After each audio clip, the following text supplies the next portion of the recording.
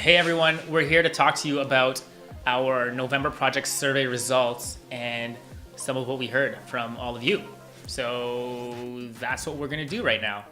So one of the things we started to do when we looked through the comments was we found some common themes that were coming up. And so we want to address those with you all today. Maybe start some conversation amongst our community and just come and see us too if you want to continue that conversation. Great idea. I'm a hugger. A lot of us are huggers. I think we're now huggers. But I think it's important to know that not everyone is a hugger, or not everyone is gonna become a hugger. And that's okay. We've started to even change the way we introduce our morning hug, our after photo hug, and hopefully you've noticed that. We invite you to wish someone a great day, thank them for coming with a high five or an optional hug. So just read the language of the person around you. If they're going in for the high five, just accept that high five. If they're going in for a hug and you're not feeling it, put up a high five. If you're both going in for a hug, go in for a great hug. But there is an option there, and let's just make sure we're respectful of everyone's personal space. Yeah, it's okay to give a really good high five. Positivity Award, one of our favorite things about November Project. We get to recognize people for being positive, being inclusive, and really embodying the values of November Project. We sort of threw it out there to let us know if anyone had ideas for people who wanted to be the Positivity Award recipient, and almost all of the responses that came back, and there were a few that weren't, but almost all of the responses that came back were actually people that have received the Positivity Award at some point over the past 5 years. So one of the things that we want to do moving forward, and this is sort of starting now, is we're actually going to be doing repeat recipients of the Positivity Award. So if we feel that you're deserving of receiving the Positivity Award, there's a chance that if you've already received it, you could receive it again. Let's talk about clicks. I think it's pretty intimidating when someone new comes up and just sees a group of people hanging out together that they are gonna assume are hanging out. So I think it's on all of us to just make sure that we're being open and really welcoming to everyone that's showing up.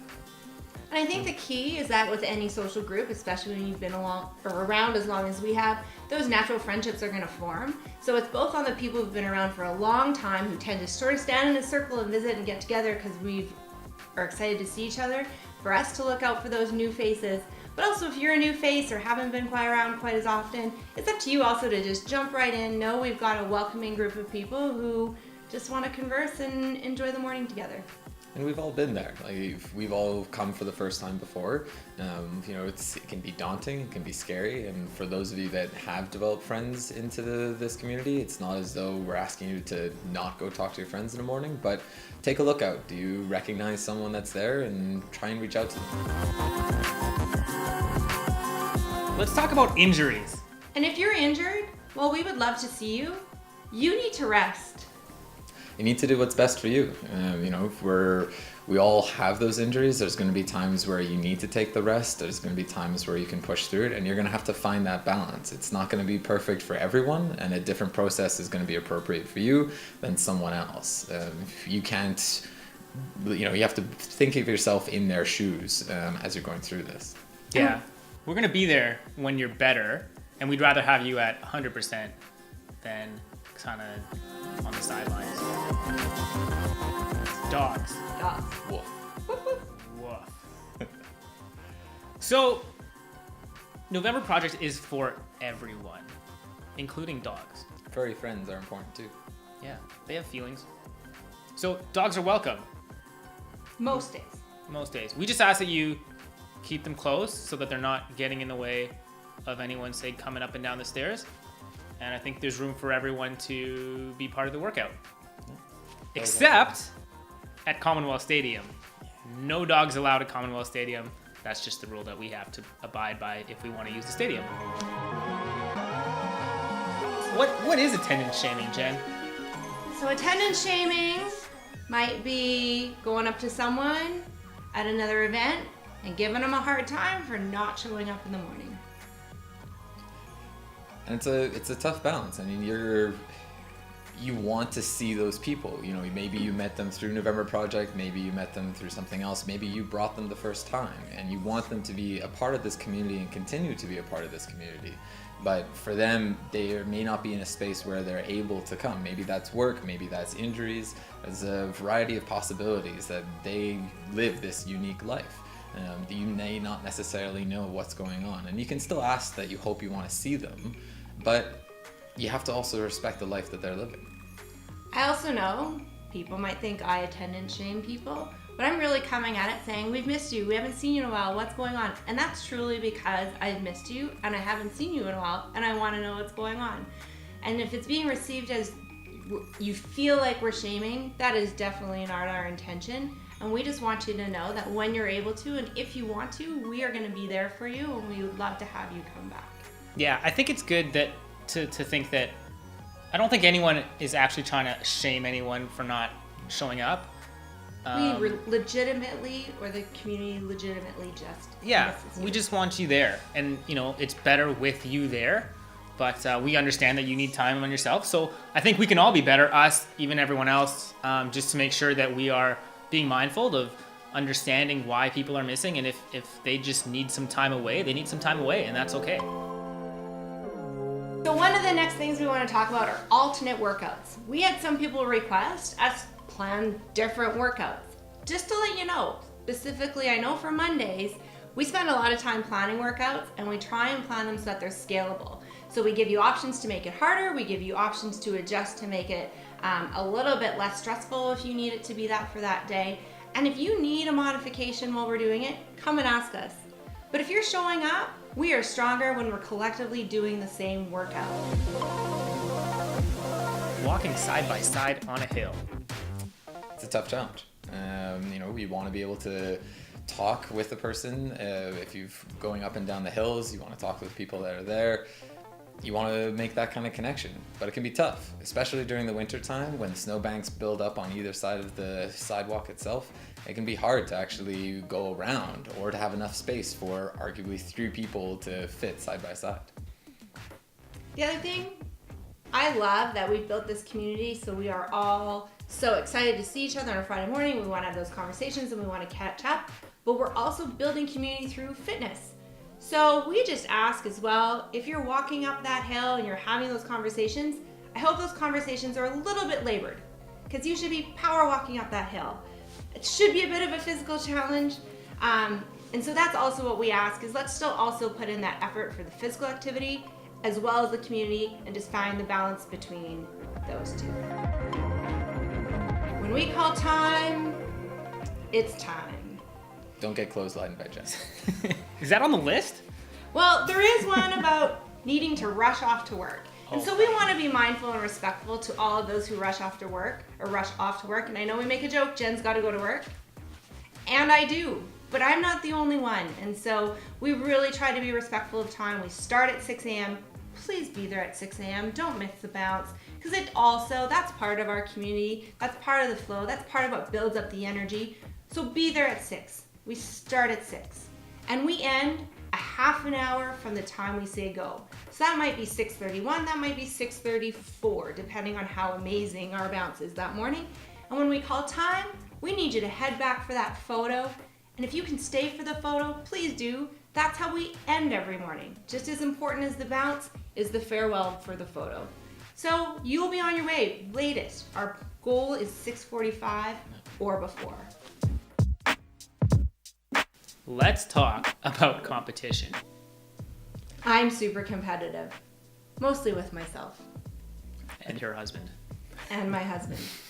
I think we all are, though. You know, you're coming here to work out to better yourself, but to also be a part of the community. But in that bettering yourself, it's a challenging of yourself as well as your peers. You know, there's always going to be someone ahead of you, there's always going to be someone behind you. You know, it's a hard balance, and how we recognize that, you know, perhaps might not seem fair, but at the end of the day, you know, you just showing up is the important part.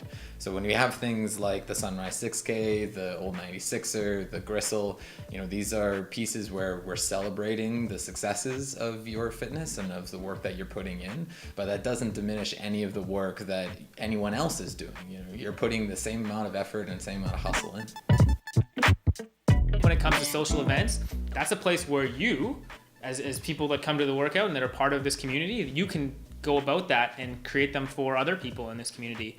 So we have a social page, the November Project Canada social page on Facebook, where you can go and help, facilitate those, because that's where we sort of direct everyone to go and do that.